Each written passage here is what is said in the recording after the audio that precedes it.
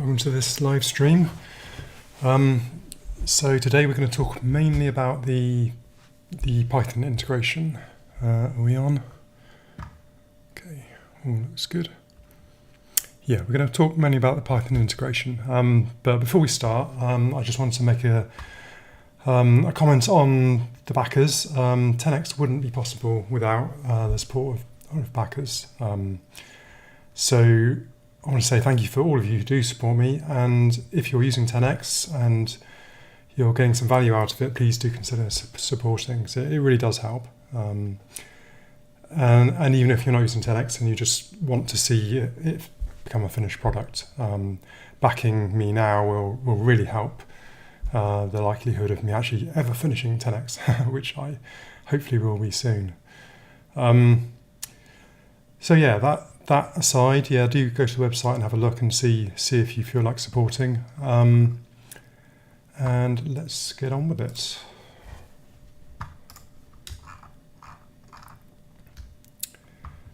So a quick update on,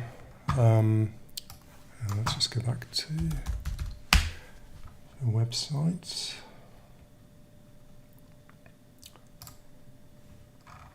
So I think the last stream was on the 30th. So you can have a look for yourself, everything that's updated since then. A lot of bug fixes, which I'm not really going to go through. Most of them are quite minor. Apart from the macro calls over multiple lines. That's something actually I think someone in the last stream asked for. So that's in now. And what I mean by macros over multiple lines is not defining them. That already worked. So you got a macro like that. You can already do it over multiple lines. That always worked. What didn't work was actually calling it over multiple lines like that. Oops. Which I know a lot of people do, so that will work now, and you can obviously indirect off of it, and everything should autocomplete and work as expected. The other thing is it wasn't autocompleting in the when you were writing a macro. So as you were writing a macro, say we were just writing a macro here, because of a bug in the parser, when it didn't find the close bracket, so it pre-processed this line to nothing, so none of the parser stuff worked, which I found really annoying as I was using 10x over the week. Writing a macro, you really need autocomplete on the arguments and stuff. So anyway, that should work now. And yeah, I think that was. Oh yeah, the scroll bar markers. Something someone's asked. Well, quite a few people have asked for this actually, and it's a bit broken at the moment. I haven't deployed this yet. But basically, when you search for stuff, it's a bit bigger so you can see. When you search for stuff, it will now highlight it in the map scroll bar. I've gotten two new settings. So highlight, find text in scroll bar, sorry. So that will highlight what's actually in the find box down here. And then I've also added to do it in a selected word. So if you just select a word, you see it highlighted, which I think I found a little bit annoying, a bit distracting. So that will be off by default, and I'll just have this on by default. And you can change the color of the highlight in here, obviously. So let me know how you get on with that. As I say, that's not quite finished yet. I haven't deployed it, but I probably will do after this talk. Okay, so as always, ask questions as we go. We're probably going to go for about half an hour, 40 minutes on this stream. We'll see how it goes. Okay.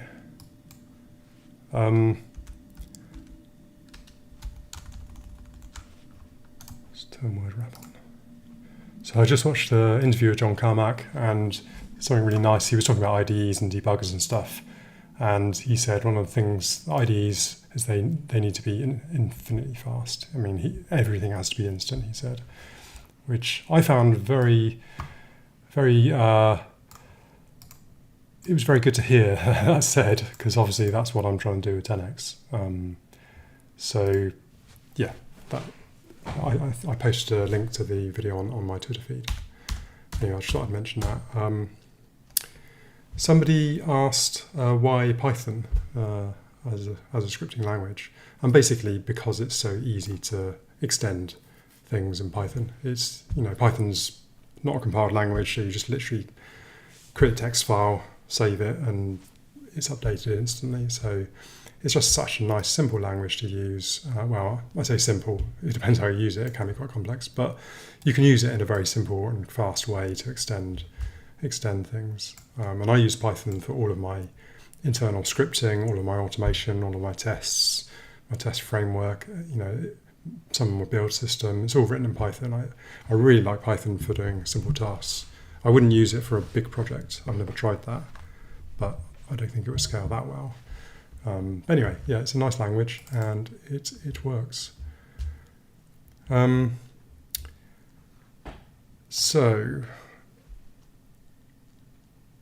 as I said, Python is a powerful language, but due to the way it was integrated into 10x, it was missing a lot of that power, and that's what I'll be talking about today.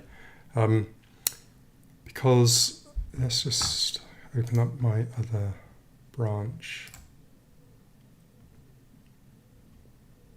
Oh, no, not that one.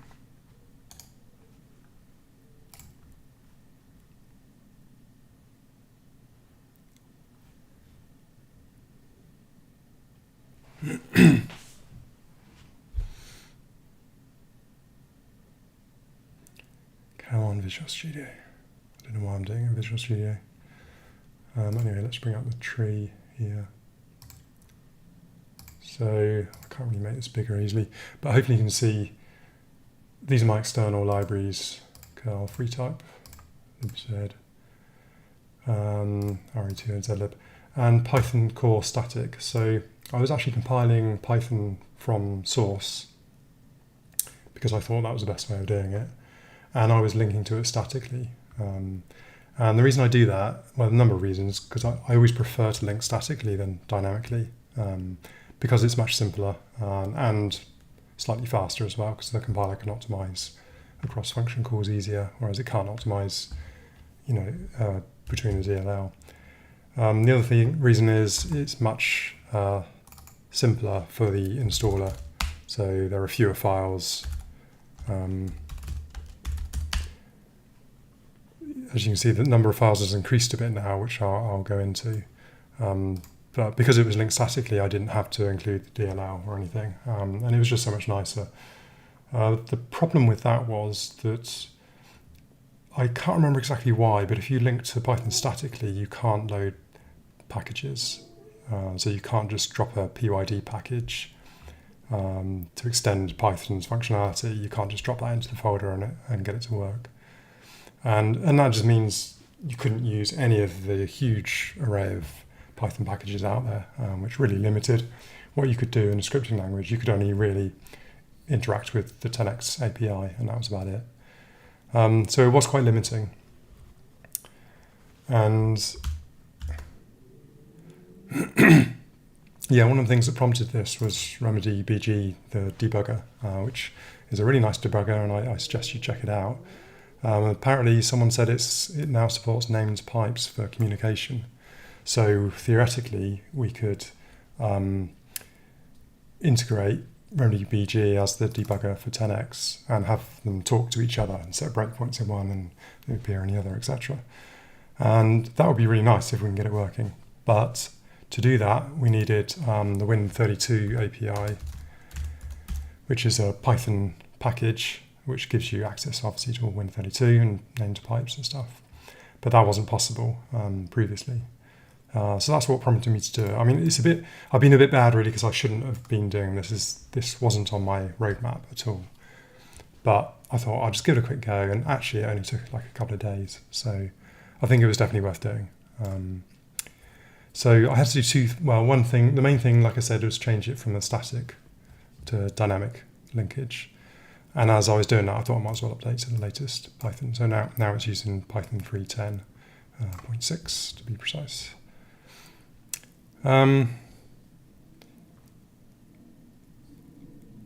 So let's have a look at the files it's added. So obviously now there's the Python 3.10 DLL and Python 3.10 zip. Now that I was using a zip before anyway, so that hasn't changed. The zip just contains all of the standard library Python scripts. So for example, let's go to async.io. And so it's basically all the py files for the Python standard library, like importing OS and sys and stuff like that. And they're compiled into pyt files.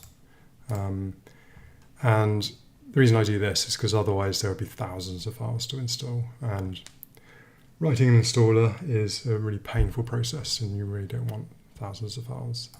So it's really nice that Python allows you to package stuff up into one single zip file. So that takes care of those, but unfortunately Python doesn't support loading libraries or packages from, or compiled packages from a zip file. It'd be nice if it did. So there was no way other than just to make them part of the installer and install them. So what I've done is I've included the Win32 API in the site packages by default when it's installed. And so that means you don't have to do anything. You've got full access to all named pipes and stuff already. And to use it, if I just... this command just starting a debugger.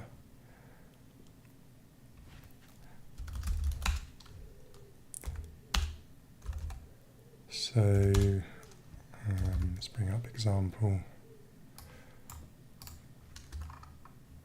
So as you use it, you literally just import Win32 API or whatever package you're using.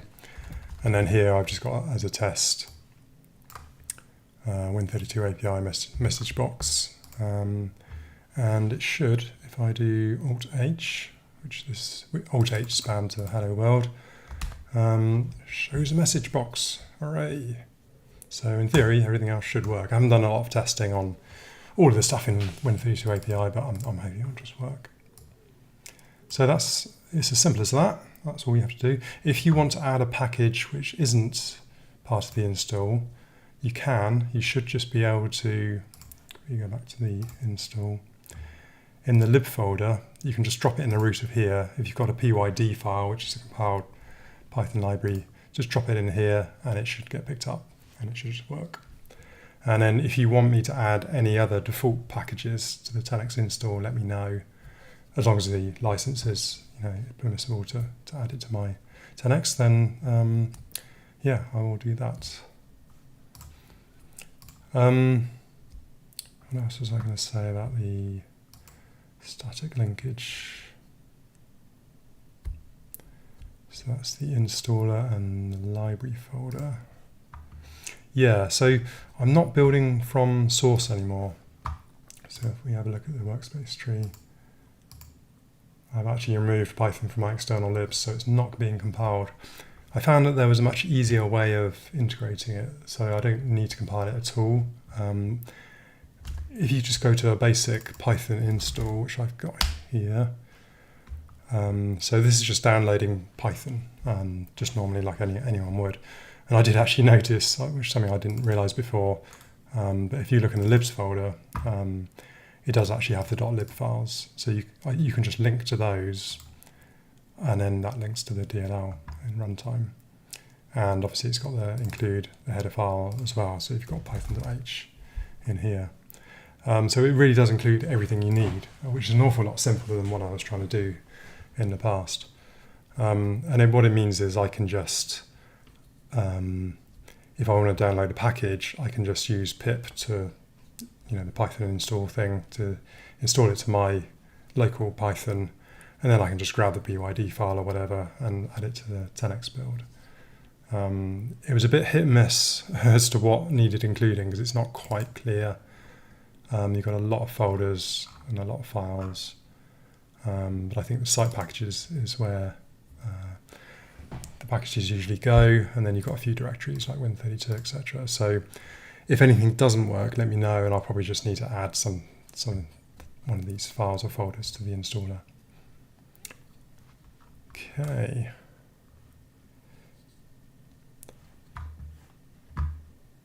The other thing is, one of the reasons I was linking to I compiled the Python source myself was because I thought I might need to debug into it, and it's also I thought it would be useful having the debug configuration.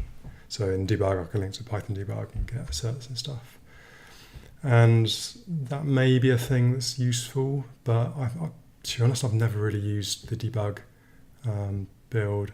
I've never really debugged into Python. I've never needed to, thankfully, because I don't really want to have to do that. So yeah, hopefully, as long as I don't run into any horrendous bugs and I don't need to debug into Python, I can just link to the DLL and totally forget about the source, which is really nice. So yeah, it all seems to be working quite well. Let me know how you get on. Let me know if you do start extending Python and you run into any problems or any libraries need adding, and I'll add them. I think that's it. I had a huge pain with the installer trying to get this lib folder in, because it's got about 80 or 90 files in here, which isn't a huge amount, but it's too many to add by hand. So I use the Wix installer, which has a file like this. And so far I've just been adding all the files by hand. And as you can see, it's not unmanageable, but obviously having a Python lib folder would become unmanageable. And you would think there would just be a recursive star.star or something you could add all files. But of course, it's never that simple with an installer. And the only way I could find to do it was to use a tool in Wix which generates one of these files for you from a directory. And then I had to do loads of patching up on it afterwards, which was a real pain. Anyway, that's done now. That was probably half the job of updating Python. So now I should just be able to run a script and it will add any new files that go in. But I'm not going to talk about an installer today. That's too much. So yeah. Just thinking generally about Python scripting. If you're new to the Python scripting in 10x,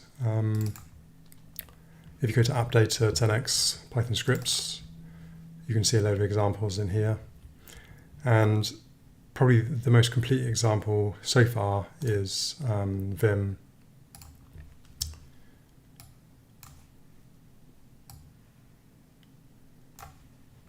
As you can see, it's quite a long script now. So it's got lots of examples of how to do stuff. So everything is prefixed by 10x.editor, whatever. And the other thing you need to know is the execute command. So everything in 10x is a command. So anything you find in the menus, anything you can bind to a key is an internal 10x command, and you can list them using list commands from help. So I'll list them here. So anything starting with command : here, text commands, all of these you would call with execute command and pass in a string.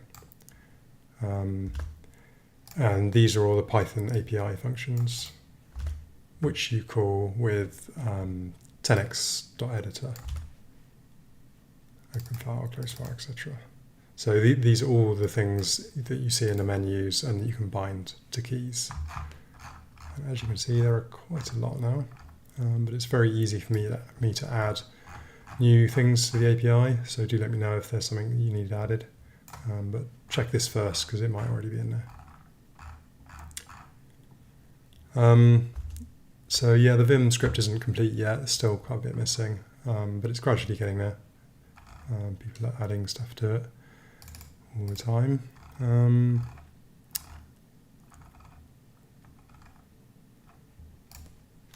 One thing to be aware of with Python if you're not used to it is you can't mix spaces and tabs, so be very careful with that. I always use tabs, but that's unusual. Most people use spaces. I probably should convert this over to spaces really. But yeah, just be aware of that, and just as long as it's always the same in the entire file, you'll be fine. If you do mix tabs and spaces, then really weird things start happening and horrible bugs that go unnoticed. So that's the one bad thing about the Python language. But anyway, as long as you follow that rule, you'll be fine.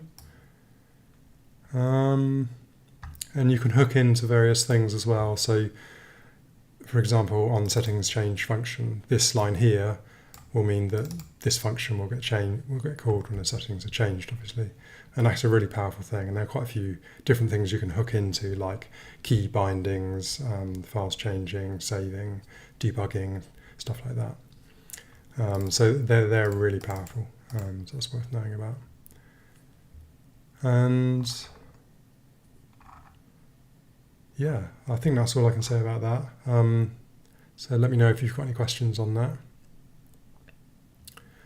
Is there a reason for the installer other than ease of use? Maybe a portable version would be nice to not require admin rights to install. Yeah, I know lots of people don't like installers. There are certain things that are done in the installer to do with the registration system, which is kind of necessary. It's one of those necessary evils of software development that you do kind of need. And also, there are some prerequisites that are needed that the installer installs for you behind the scenes, so that I don't keep having to deal with emails saying 10x doesn't boot. Why not? So I think it is useful having an installer. It adds everything you need in one place, and it gives me control over how it's installed and the registration system. And also it allows me to do automatic updates. So when you get an update, you'll see an green update button at the top, and the installer will just run automatically and update it. So yeah, I much as I don't like writing installers, I think they are powerful. They're just pretty horrific on Windows, but they don't need to be, but it's just the way it is. But yeah, I've spent so long trying to get this installer working. It's ridiculous, to be honest. Okay, so let me know if you've got any more questions. I think that was everything I was going to cover today. And it's incredibly hot in here, so I don't think I'm going to go on too much longer. Just trying to think if there's anything else.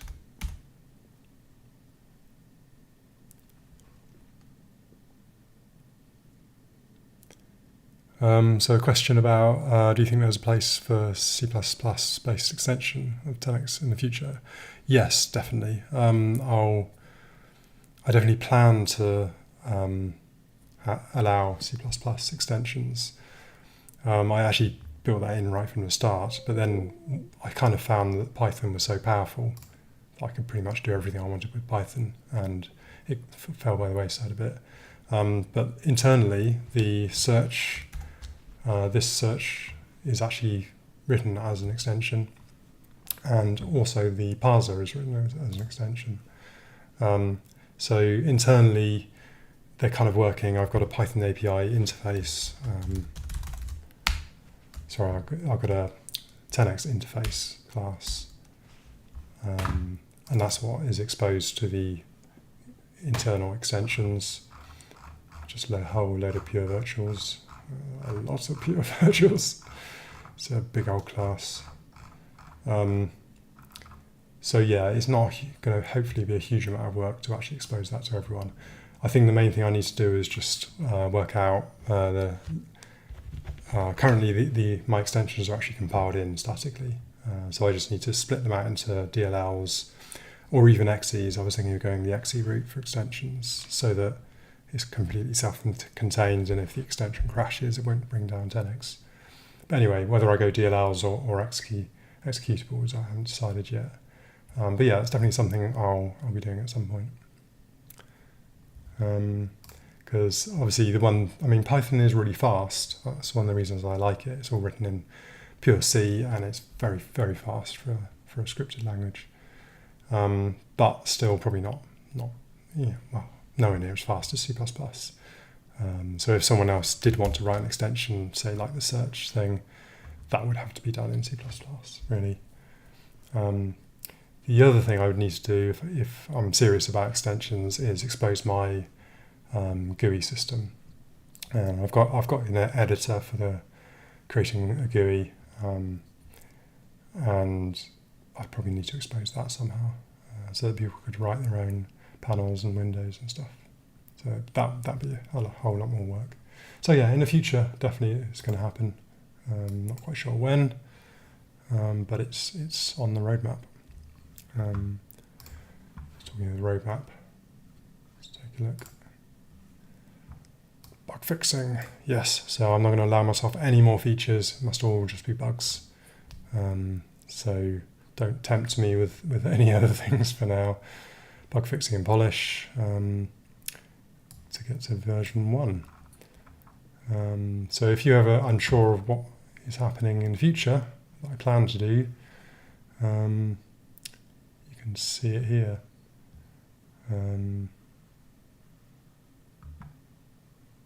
There we go, the last thing on my list, DLL-based plugins. That's C++, by the way, DLL.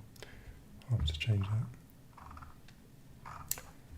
So, okay. We've been going about half an hour now, so unless anyone's got any more questions, I think I'll wrap it up. So as I said, if you like what I'm doing, please consider subscribing, it really does help. And let's get this thing finished. Oops.